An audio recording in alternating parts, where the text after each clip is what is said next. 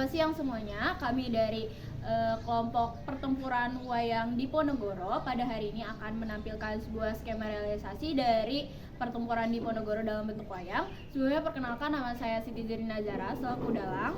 Nama saya Emsra Zara sebagai narator. Saya Samota Ibu Rega sebagai penggerak wayang. Saya Musdalifah sebagai dalang. Saya Robi Ramadhan Syarifi sebagai dalang. Saya Muhammad Aman Asyari sebagai penggerak wayang. Selamat menyaksikan. Nah, Perang Diponegoro atau disebut juga Perang di Jawa terjadi pada tahun 1825 sampai 1830. Pada masa penjajahan, Belanda berhasil menaklukkan kerajaan-kerajaan di Nusantara. Kerajaan Yogyakarta adalah salah satunya. Belanda memiliki kekuasaan yang sama besar dengan raja dalam mengatur kerajaan tersebut. Pada tanggal 5 Januari 1808, di zaman penguasaan Daendels, terjadi perseteruan pihak Belanda dengan keraton. Pembangunan jalan ini harus segera dilakukan. Sebelah timur Cilacap hingga daerah di perbatasan Yogyakarta harus segera dibuat. Tidak mau tahu. Segera bukakan akses untuk melancarkan pembangunan jalan ini. Tidak bisa sebelum ada persetujuan dari pihak kami. Pilih saja jalur lain. Tapi akses jalur ini yang saya mau. Jangan lancang kamu. Ini adalah wilayah kekuasaan milik keraton. Saya tidak peduli dengan keputusanmu. Saya akan membangun jalan dengan jalur ini. Kedua belah pihak sama-sama bersikeras mempertahankan keinginannya. Tak lama kemudian, datanglah Sri Sultan Hamengkubuwono IV. Naikkan tahta adikku, maka akan kulancarkan sistem birokrasi kita. Bagaimana mungkin di usia yang begitu muda, Sri Sultan Hamengkubuwono V bisa memimpin kerajaan kita yang mulia? Mau bagaimana lagi? Ini demi mempertahankan wilayah keraton dan mempersulit pekerjaan mereka. Apakah ini tidak akan terlalu beresiko yang mulia? Pada saat itu pula, datanglah Presiden Belanda, Sang Jenderal de Kock. Lebih baik saya gantikan sementara posisi adik yang mulia, Sri Sultan Hamengkubuwono V. Setelah beliau tumbuh dewasa, akan saya kembalikan. Dengan begitu, kehidupan rakyat pasti terjamin. Baiklah, namun sebenarnya masih ada harapan dari bagian keraton yang dapat memimpin. Seorang keturunan wali dari Paku Alam, ia adalah Pangeran Diponegoro. Mana bisa seperti itu? Saya sudah berbaik hati menawarkan tugas berat ini. Masih Anda tolak? Baiklah, kalau memang tujuannya akan mesejahterakan rakyat, maka ku terima tawaran kalian itu. Kepemimpinan Jenderal de Kock membuat rakyat menderita. Dari waktu ke waktu, budaya di kerajaan semakin berubah. Belanda banyak memberikan pengaruh kebudayaan barat dalam kerajaan. Alhasil, di kerajaan lebih sering diadakan pesta-pesta minuman keras dan judi.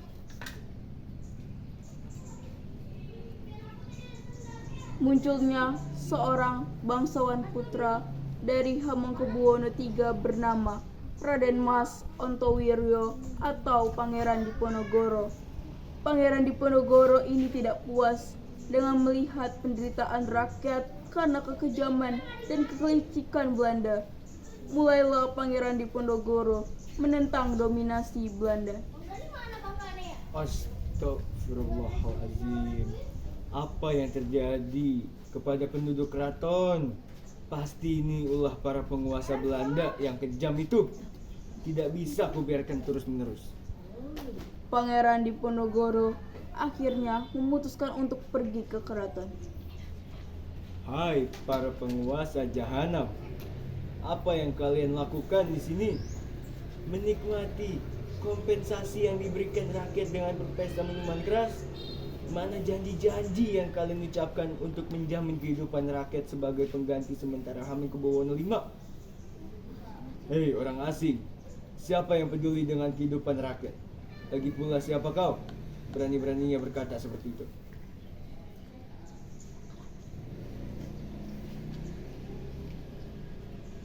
Dia adalah Raden Mas Ontowiro atau anak dari selir Sri Sultan Hamengkubuwono III. Oh, anak selir rupanya. Hebat sekali nyalimu sampai berani datang kemari. Apa tujuanmu? Aku hanya ingin kalian berhenti menyengsarakan rakyat keraton.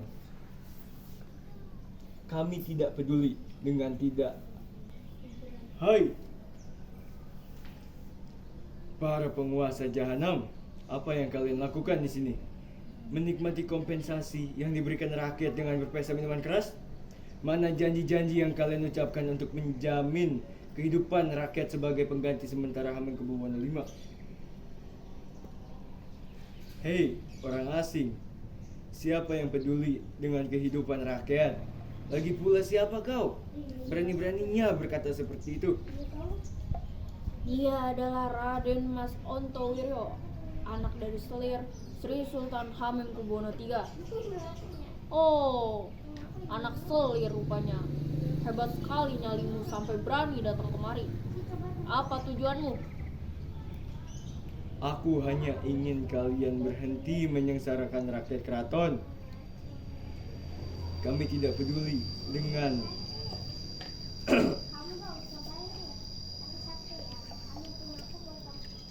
Kami tidak peduli dan tidak akan mendengar perkataanmu.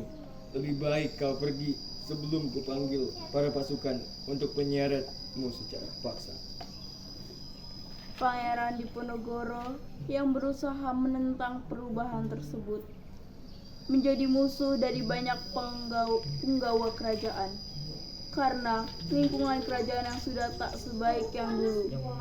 Pangeran Diponegoro memutuskan untuk menenangkan diri ke tempat kediaman keluarganya yang lain di Tegalrejo. Bagaimana kita bisa makan? Untuk berdiri pun rasanya tak kuat menahan pedih. Kejam sekali. Harus memperoleh uang dari mana lagi untuk membayar kompensasi? Entahlah, keuangan kita sudah mencapai kebangkrutan. Kita harus mencari siasat. Kita manfaatkan saja Diponegoro. Ia memiliki banyak hubungan dengan sesama bangsawan sepertinya. Datanglah rakyat Indonesia ke kediaman Diponegoro dan memohon meminjam sejumlah uang untuk membayar kompensasi. Selamat sore Tuan, maaf mengganggu waktumu. Kami memerlukan bantuan. Apakah kau bersedia membantu kami untuk membayar kompensasi yang ditetapkan oleh bangsa Belanda? Baik, akan saya usahakan. Insya Allah ada jalan. Terima kasih Tuan. Kemudian Pangeran Diponegoro meminjam uang dari Kapitan Tionghoa.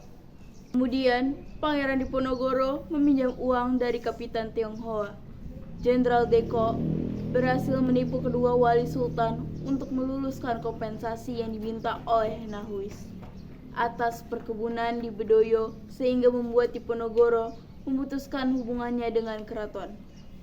Diponegoro sangat membenci perlakuan dan penguasaan Belanda di Nusantara. Beliau melihat para rakyatnya menderita. Mengapa kalian bersedia bekerja sama dengan Belanda dengan memberikan kompensasi penyewaan tanah? Dengan kami memberikan kompensasi tersebut, Belanda bersedia mengurusi semua tanah kita. Benar. Apa yang dikatakan Patih Danurejo?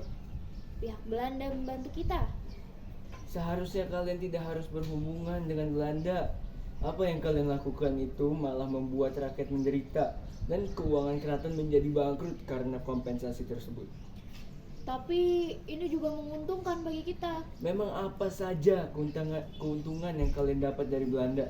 Banyak sekali, tetapi tidak bisa kami sebutkan satu persatu. Yang jelas, kami akan tetap bekerja sama dengan pihak Belanda. Setelah konflik itu terjadi, akhirnya Pangeran Diponegoro memutuskan hubungannya dengan pihak keraton. Pada Mei 1825, Belanda mengadakan proyek pembangunan jalan dari Yogyakarta ke Magelang melalui Muntilan. Namun, Belanda sengaja membelokkan arah jalannya melewati Tegalrejo. Jalan tersebut melewati pemakaman leluhur Pangeran Diponegoro. Hal ini membuat Pangeran Diponegoro marah dan mengumumkan perlawanan terhadap Belanda. Belanda merasakan ancaman dari Pangeran Diponegoro, sehingga mereka melakukan penyerangan ke kediaman beliau di Tegalrejo. Perintahkan pada anak buah kita agar pemasangan patok segera dilaksanakan. Baik, segera saya laksanakan. Tetapi, apakah sudah mendapat persetujuan dari Pangeran Diponegoro? Karena pemasangan patok tersebut akan melewati perkarangan Pangeran Diponegoro. Biarkan saja. Apa pedulimu padanya? Ini demi kelancaran pembangunan. Baiklah, akan saya laksanakan. Setelah Pangeran Diponegoro tahu, beliau memerintahkan rakyat untuk mencabuti patok-patok tersebut. Kemudian Patih dan Nurejo datang. Siapa yang menyuruh kalian untuk mencabuti patok-patok ini? Pasang kembali dengan benar. Ini adalah wilayah pemakaman para leluhur kami. Tidak akan kami biarkan kalian membangun jalan melewati jalur ini. Kurang ajar kalian. Patih dan Nurejo mengutus pasukan untuk menjaga patok-patok tersebut. Dengan keberaniannya, pengikut Pangeran Diponegoro mencabuti patok-patok tersebut dan menggantikan dengan tombak sebagai isyarat. Mulailah pemberontakan. Tuan, pasukan mereka terlalu banyak. Bagaimana cara kita berlindung untuk sementara ini? Lawan dulu sampai habis. Saya akan memikirkan di mana kita akan berlindung. Tetapi keadaannya semakin sengit dari serandu Belanda. Hal ini mendesak pangeran untuk mengungsi ke Gua Selarong. Setelah itu, pangeran memutuskan agar pasukannya berlindung ke arah Bukit Selarong. Baiklah, mari kita buat benteng pertahanan di Gua Selarong ini. Siap, Tuan. Akan kami lakukan demi perjuangan kita bersama. Di Gua Selarong, pangeran mulai mengumpulkan banyak pengikut dan menjadikan gua tersebut sebagai benteng pertahanan perlawanan terhadap Belanda. Kayum Mojo dan Pangeran Mangkubumi pun ikut dalam perlawanan tersebut. Pangeran mulai bergerilya secara diam-diam membasmi pasukan Belanda yang sedang bertugas sendirian. Pasukan pangeran juga menyusup ke dalam pemukiman untuk mencari informasi tentang Belanda. Kemudian, Pangeran Diponegoro menyusun siasat perang merencanakan untuk menyerang Keraton Yogyakarta dengan mengisolasi pasukan Belanda. Kita harus membuat rencana yang matang supaya pasukan kita tidak dilalap habis oleh para pasukan Belanda. Apa rencanamu saat ini, Pangeran? Kita harus mengisolasi terlebih dahulu para pasukan Belanda. Itu sangat berbahaya. Bagaimana kita dapat melakukannya dengan jumlah pasukan yang tidak sebesar mereka? Kita akan memainkan taktik perang gerilya, yaitu dengan cara berpindah-pindah dari satu daerah ke daerah lain. Dengan begitu, pasukan Belanda akan sulit mendeteksi keberadaan kita. Baiklah, jika itu yang terbaik. Perang gerilya itu harus kita laksanakan di saat musim penghujan. Memangnya ada apa, Pak Kiai? Menurut pernyataan yang saya dengar dari warga keraton, para pengusaha dan pasukan Belanda takut terkena penyakit yang sedang menyebar pada musim ini. Tentu, itu merupakan kesempatan yang bagus untuk kita melemahkan pertahanan mereka. Baiklah, itu rencana yang terbaik. Sebagai pemimpin, Pangeran Diponegoro didampingi oleh Pangeran Mangkubumi, Ali Basyir Sentot, dan Kiai Mojo sebagai pengawas spiritual dalam perang ini. Perang ini semakin meluas hampir di seluruh Jawa. Karena itu, Belanda berusaha meningkatkan kekuatannya. Setelah persiapan selesai, Pangeran Diponegoro mulai memimpin penyerangan besar-besaran ke benteng Belanda. Masyarakat pribumi dipimpin oleh Pangeran Diponegoro, dan di sisi lain pasukan Belanda yang dipimpin oleh Jenderal de Kock. Kuatkan pasukan kita untuk melawan Diponegoro. Kirim Letkol Clarence ke Tegal dan Pekalongan, dan Letkol Jiel ke daerah Bayumas. Tetapi kita harus benar-benar memperkuat pasukan. Bagaimana kalau kita meminta bantuan dari pasukan kita yang berada di Sumatera Barat? Lakukan saja kalau memang itu dapat membantu memperkuat pertahanan kita. Yang pasti, Jangan sampai kita kehilangan banyak pasukan karena ketidakbecusan kalian. Belanda menghancurkan pos-pos pertahanan pasukan di Ponorogo. Kemudian, pos di Ponorogo dari Goa Selarong dipindahkan ke Dekso oleh pemimpin Ali Basya Center. Ali Basya berhasil mengalahkan Belanda di daerah bagian barat. Serangan pasukan pribumi selalu dimulai saat musim penghujan karena di musim penghujan pertahanan Belanda melemah akibat ketakutan mereka terhadap penyakit pada musim ini. Seluruh pasukan, bersiaplah, kita berjuang di jalan Allah. Ayo kita serang. Kyo! Pasukan pribumi pun mulai bisa mendesak Belanda dan memaksa mereka untuk mundur.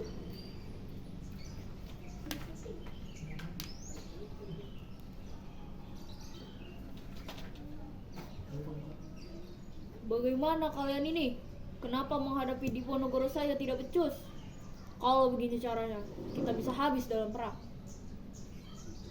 Tapi kami sudah menjalankan siasat yang telah disusun. Alasan akan kubuat strategi benteng Sensei. Maaf Tuan, apa maksudmu? Setiap wilayah yang telah kita duduki akan kubuat sebuah bangunan, benteng pertahanan, dan di setiap benteng pertahanan akan terdapat jalur penghubung antar benteng, serta akan kutempatkan pasukan gerak cepat untuk mempersempit dan memantau keberadaan pangeran Diponegoro. Benteng-benteng tersebut akhirnya dibangun di 5 tempat, yaitu Semarang, Ambarawa, Muntilan, Kulon Progo, dan Magelang, serta terhubung satu sama lain. Pada tahun 1827, perlawanan Diponegoro berhasil dikalahkan oleh Belanda. Para pemimpin yang membantu Diponegoro mulai banyak yang tertangkap, walaupun perlawanan rakyat masih terjadi. Belanda pun tidak menyerah begitu saja. Mereka menarik pasukan mereka dari seluruh Nusantara untuk membantu peperangan di Jawa ini. Jumlah pasukan Belanda meningkat drastis dengan diikuti persenjataan yang jauh lebih canggih. Pasukan pribumi mulai pun banyak yang berguguran. Ribuan nyawa harus melayang untuk menghadapi serangan dari pasukan Belanda tersebut. Serang habis pasukan Belanda. Jangan sampai kita mau ditindas. Siap Tuan, Kapten Ingen pun sudah kami tewaskan. Pasukan Belanda mencoba mendekati Ali Basya Center untuk berunding, tapi ia selalu menolak. Bagaimana ini Tuan?